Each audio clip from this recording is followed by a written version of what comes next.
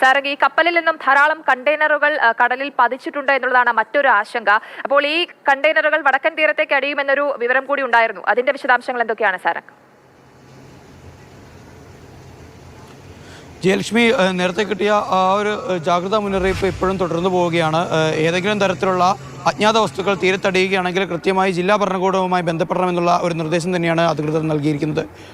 Azhikkal port ഓഫീസിൽ നിന്ന് നൽകിയിട്ടുള്ള നിർദ്ദേശവും അതുതന്നെയാണ്. മാത്രമല്ല, കടൽ തീരങ്ങളിൽ നിന്ന് കൃത്യമായി ജലം പരിശോധനയ്ക്കായി എടുക്കുന്നുണ്ട്. ഏതെങ്കിലും തരത്തിലുള്ള രാസവസ്തുക്കൾ, നേരത്തെ ബിനുൽ സൂചിപ്പിച്ചതുപോലെ തന്നെ പെട്ടെന്ന് തീ പിടിക്കാൻ സാധ്യതയുള്ള രാസവസ്തുക്കളടക്കം കടലിലെ വെള്ളത്തിൽ ചേരാനുള്ള സാധ്യതയുണ്ട്. അത് ഒരുപക്ഷെ വലിയ പാരിസ്ഥിതിക പ്രശ്നങ്ങൾ ഉണ്ടാക്കാനുള്ള സാധ്യത മുന്നിൽ കണ്ട് തന്നെ നിരന്തരമായി ഓരോ മണിക്കൂറുകൾ കൂടുന്ന സമയത്ത് കൃത്യമായി ജലമെടുത്ത് പരിശോധന നടത്തുന്ന ഒരു സംവിധാനം തന്നെയാണ് ഒരുക്കിയിട്ടുള്ളത്. കൃത്യമായി കോഴിക്കോട്, കണ്ണൂർ, കാസർഗോഡ് ജില്ലകളിലെ തീരദേശ പ്രദേശങ്ങളിൽ താമസിക്കുന്ന ആളുകൾ കൃത്യമായ ജാഗ്രത പാലിക്കണമെന്ന് തന്നെയാണ് ഉദ്യോഗസ്ഥരുടെ ഭാഗത്ത് നിന്ന് മനസ്സിലാക്കാൻ സാധിക്കുന്നത്.